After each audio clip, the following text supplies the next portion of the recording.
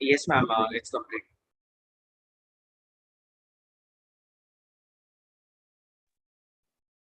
All right, so can we begin? Pooja ma'am, can we begin? Spadi sir. Yes. Yeah.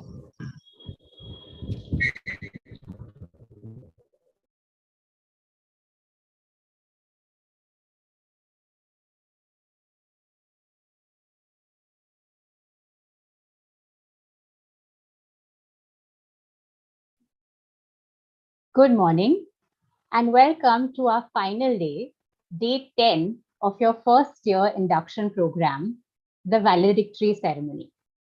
This has been 10 days of interactions with stalwarts and experts in diverse fields such as sales, leadership development, mental health, yoga, government services, advertising, education, and even business.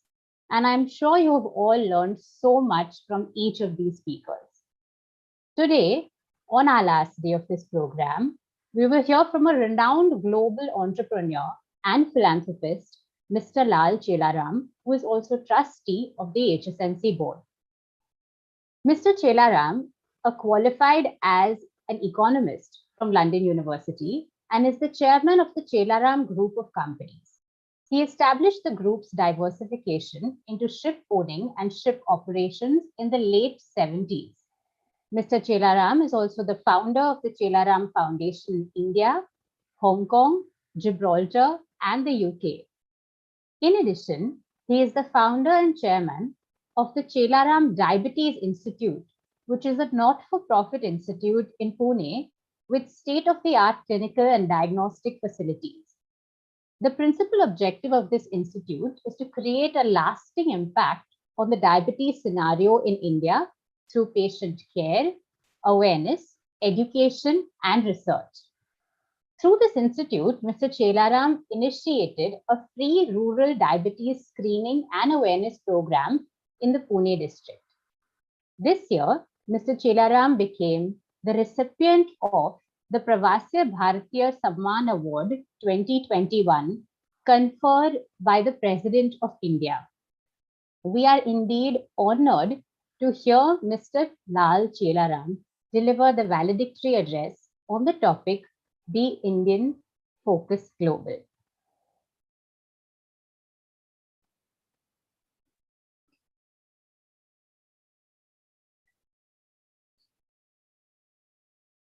Host? Yes.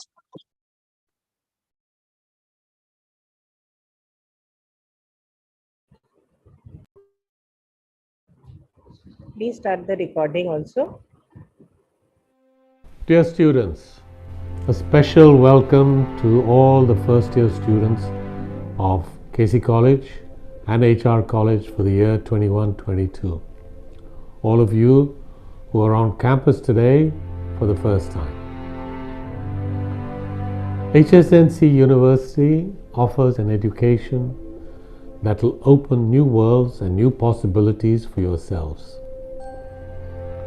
I would urge you to make the most of this opportunity at what I would say is now India's leading education institution. I have been asked by your Vice Chancellor to address yourselves today in a manner that would be both motivational and inspirational as you start a new chapter in your life. Having given it much thought, I felt that nothing could be more motivating and inspiring than a case study on the values and quality of the late Bhai Kishan Chand Chellaram, who provided the seed capital for the Kishan Chand Chellaram College or KC College and most of the other colleges that are now under the HSNC board and the new HSNC University. I'm going to focus on a theme called Be Local but Focus Global by talking to you about the life and values of the late Bhai Kishan Chand Chellaram. I have chosen this case study not because Bhai Kishan Chand was my grandfather, but because I genuinely felt that his case study would be a most appropriate and befitting theme for this address. Though my grandfather lived and died in a distant era, lessons of his life remain relevant even today. His life has inspired people in India and in all corners of the globe. His business strategy actually was the same theme as that which I have been asked to speak about today, viz. Be local and focus global. And this is the theme of my address to you today. While hardly ever leaving India, Bhai Kishan Chand mastered the intricacies of international trade at a time when transactions were risky, markets were undeveloped, and communications virtually non-existent. During his lifetime, and he lived from 1880 up to 1951, he embodied the highest ideals of Indian culture and its most basic traits. In the early part of the 20th century, he became a highly influential business and community leader. During his lifetime, he was able to achieve a global network encompassing close to 100 branches, warehouses, offices, and outlets in about 20 countries. This empire was being guided and controlled by just one man, Bhai Kishan Chand, who by his nature was a very quiet man who treasured simplicity. Bhai Kishan Chand successfully faced a lifetime of challenges and uncertainty and inspired countless number of people. I will go over his principal attributes.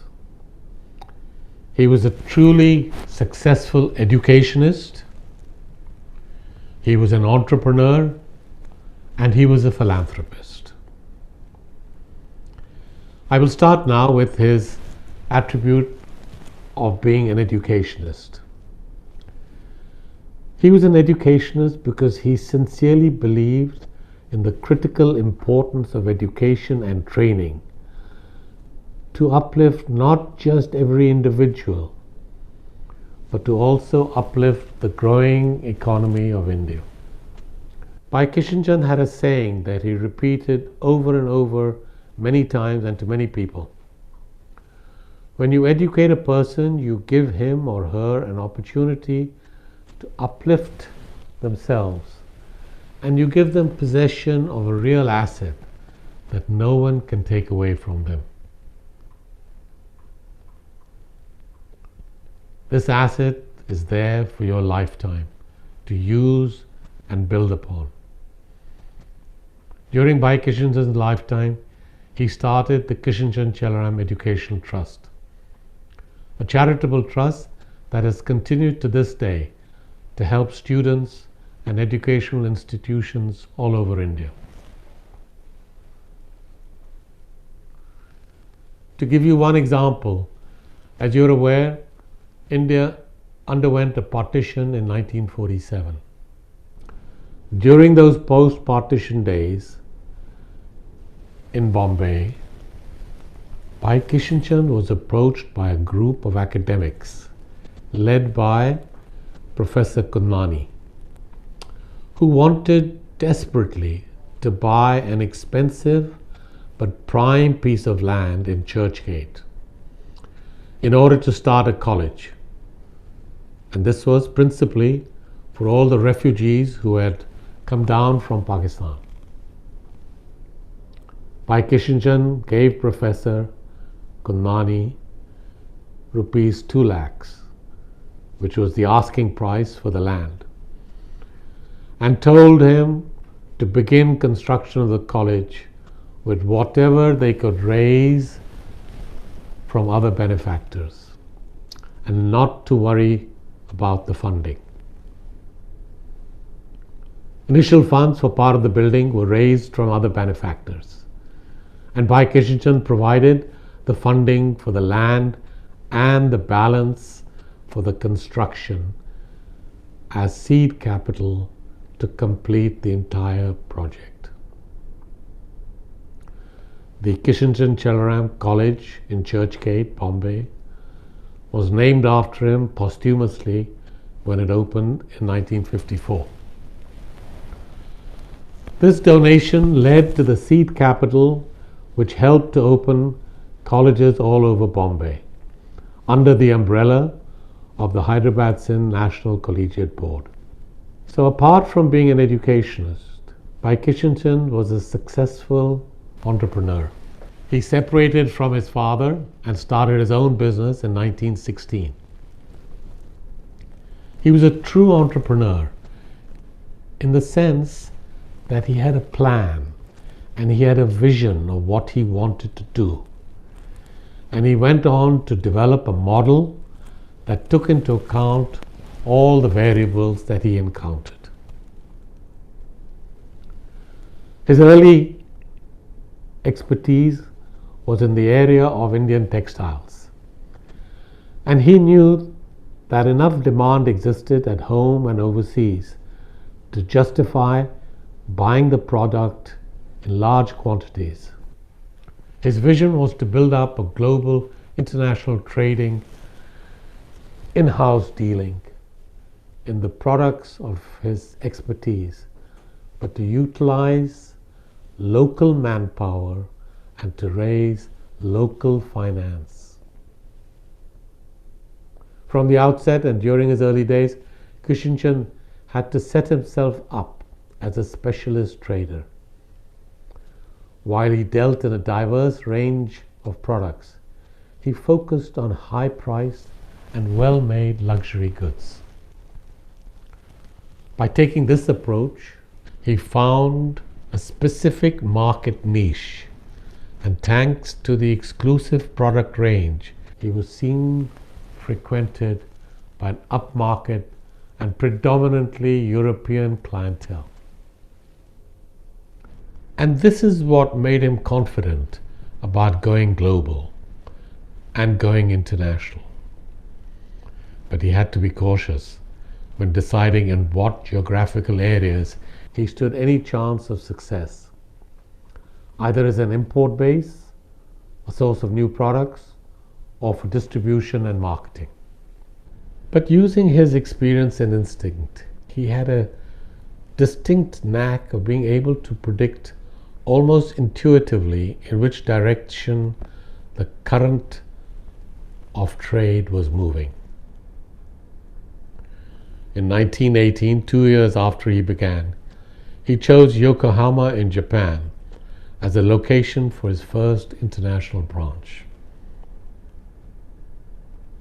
He made that decision based on reports he had received that the Japanese port city could serve a dual purpose, primarily as a source of Japanese textiles and souvenirs, which could then be exported to India, but also as an importing office and a distribution point for Indian-made goods.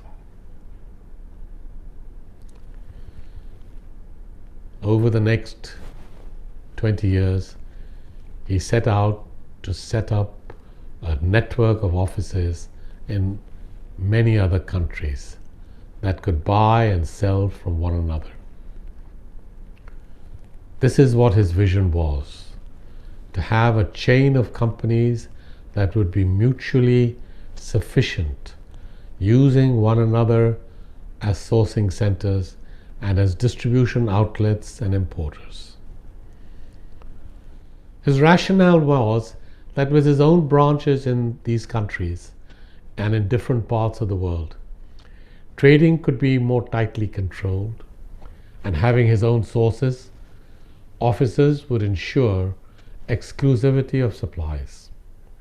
Credit risks were automatically reduced under this house-to-house technique as a company basically trading with itself.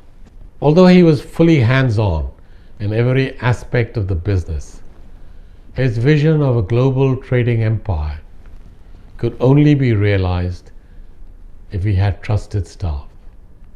He knew this. Strong local manpower was the backbone of his companies throughout the world.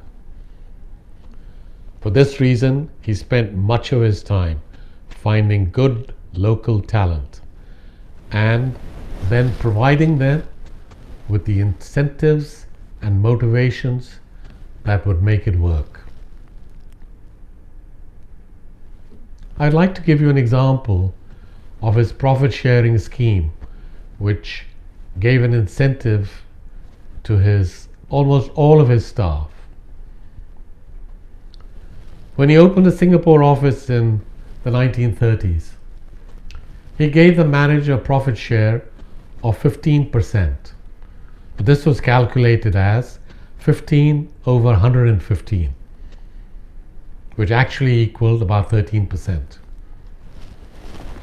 And then every important staff in Singapore then received a percentage. So that, for example, the assistant manager would get 8% profit share, to be calculated as 8 on 123, and so on and so forth. In this way, all senior managers and contributors had some profit sharing. He was one of the very few trading houses who believed that trust and respect accorded to staff would reap its own reward. It does say something about the importance that he found to finding effective and trustworthy managers and then introducing a good compensation system for them. He had to choose his managers wisely. He was amongst the first traders to create a retirement fund for all of his employees. Valedictory could also be a stern disciplinarian, demanding the same high standards of his staff as he expected of himself. The second important local input was his financial strategy. In order to open new international offices, Valedictory needed a financial strategy and access to finance. His success in obtaining local finance for his expansion was absolutely critical. The arranging of this financing was always managed by himself. A strong financial core was the livelihood of his company. He capitalized now on his greatest asset, his reputation within the community. He set himself up as a deposit-taking company and gave depositors a personal undertaking that the monies deposited by them into his deposit-taking bank would be repaid on the due dates or even earlier if the depositors were ever in need of funds. Because he was trusted, he was given a faultless credit rating by his depositors. Those who knew and worked with him maintained that he never defaulted on any payment. Although there were occasions, some of them quite unnerving, when he was called upon to repay a deposit and he would have no choice but to find an alternative, which often meant borrowing from a third party. But he never ever let the depositor down. He knew that to default would be catastrophic.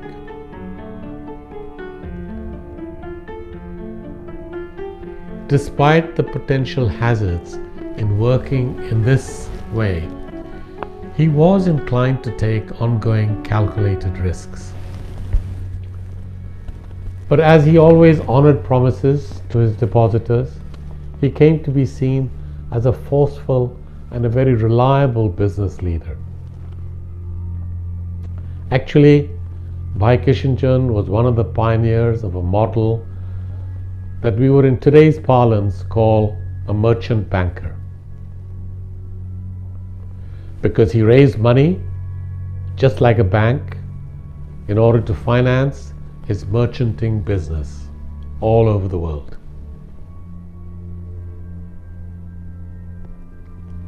As you will appreciate, more than profit seeking, maintaining a reputation was critical for Bhai Kishan Chand. Whether in prosperous times or more difficult ones, his ethical values remained constant.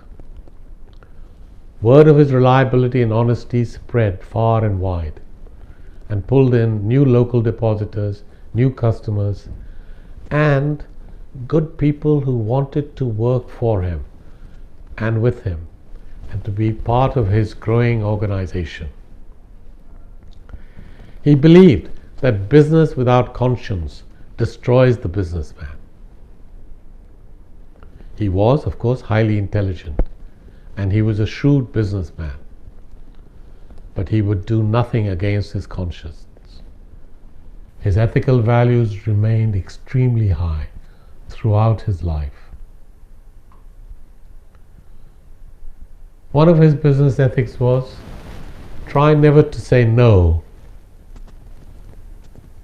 And he firmly believed that a first deal with a new client would generate enough goodwill to lead to more rewarding ventures in the businesses in the future.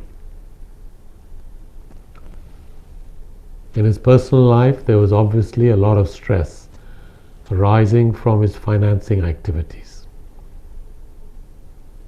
He found it difficult to relax.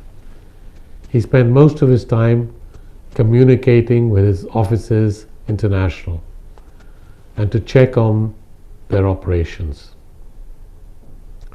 The town of Hyderabad, Sindh was his principal residence and also his head office. And from there he controlled all the overseas and the local offices. Bhai Kishan Chand had a team of accountants and assistants in Hyderabad to help him to manage this huge trading empire. Within 20 years of going into business on his own, he had set up retail, wholesale, import and export operations locally and internationally in 20 countries and in 4 continents. These offices were in India, and specifically in Bombay, Madras, Coimbatore, Hyderabad, Secunderabad, Calcutta, Benares, Delhi and Ahmedabad. And overseas in New York, London, Spain, Hamburg, Milan, Gibraltar, Tangiers in Morocco, Kobe in Japan, Hong Kong, Shanghai, Colombo, Singapore and Jakarta. But his expansion into West Africa and especially Nigeria and also Ghana, Sierra Leone and Gambia was phenomenal. At one time he had over 150 Indian managers in Nigeria alone. In all of the 30 years when he started the business, Bhai Kishan Chand made only 2 overseas trips. The first one was to Japan and the second one was to Nigeria. This says a lot about his communication skills throughout this empire. Although with no formal education, Bhai Kishan Chand possessed great clarity of mind with regard to matters of law and finance. And he always remained a very fair and unbiased person irrespective of the personalities that he was involved with. The third of his attributes was that he was a great philanthropist. Generosity was a huge part of Bhai Kishan Chand's personality. He knew that misfortune could be for anyone at any time. He always demonstrated sympathy towards the underprivileged. He did not structure his philanthropic directions in any particular way. He believed he had to be more flexible and to allow his philanthropic funds to flow freely whenever and wherever it was needed. When business finances were tight, he borrowed to help the underprivileged. He believed that charity is charity when you can afford it the least, not when you can afford it the most. Throughout his life, Bhai Kishan Chand remained discreet about the exact details of his contributions to philanthropy. His prudence in his charitable affairs was yet another byproduct of his very modest nature. More than just handing over cash, he preferred to provide the less fortunate with the tools that they could use to enhance their lives, either through equipment, education, or employment. He used this to help beggars find work so they could put away their begging cups and start to earn salaries. Today, young students going to business school study the specifics of business management and learn about complex international economic structures and strategies. The earlier generation of Bhai Kishan Chand's time relied more on the gifts of spirit, heart, and instinct.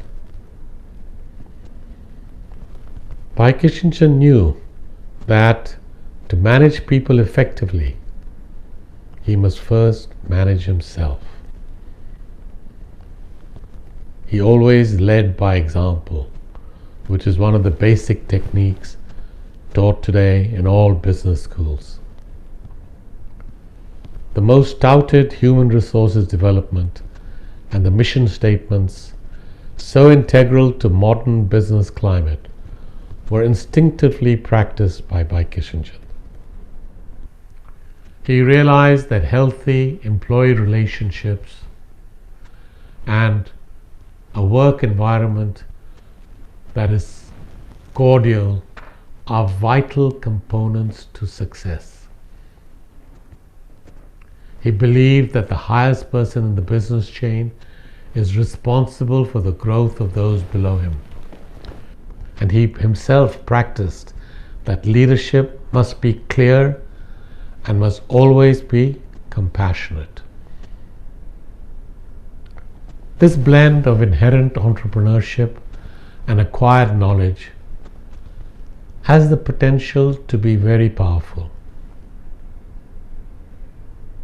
He especially sought and taught respect for one's elders and family.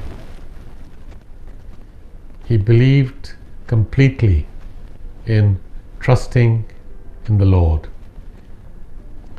And he had an innate sense of duty to perform at one's best, which he thought was really at the core of his success.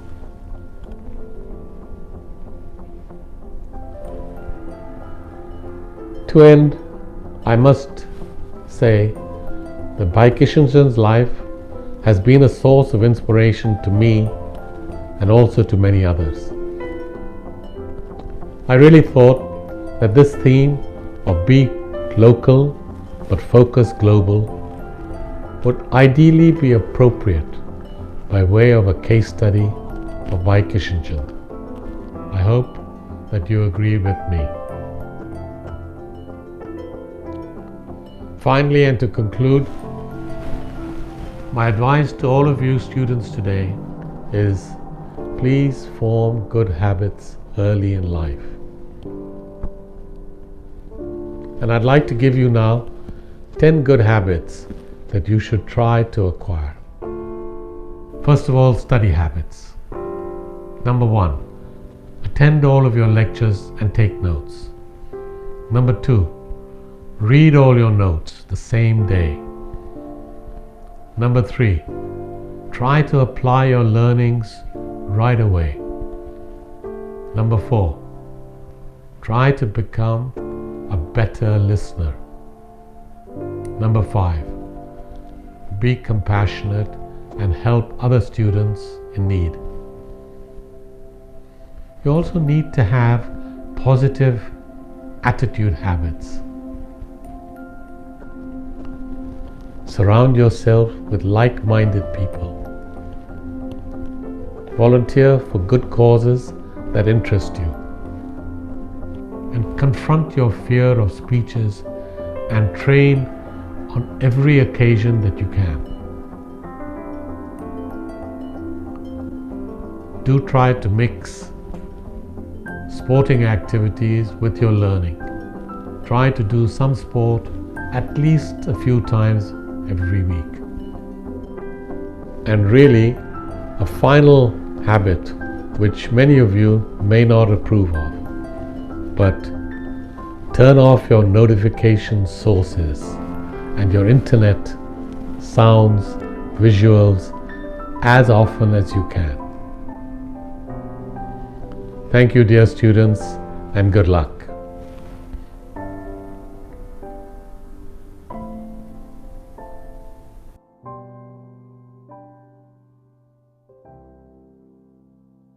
Thank you, sir, for that deeply enriching lecture that has left us all with multiple takeaways through the life, work, and values of Mr. Chellaram, as well as those 10 important habits.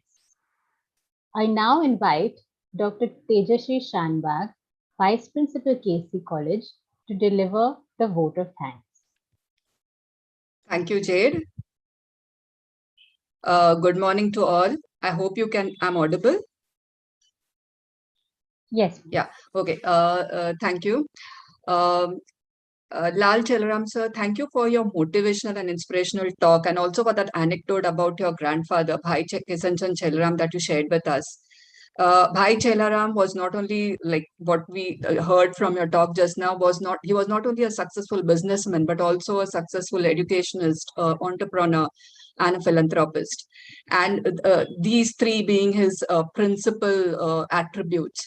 And also the belief that be local and focus global.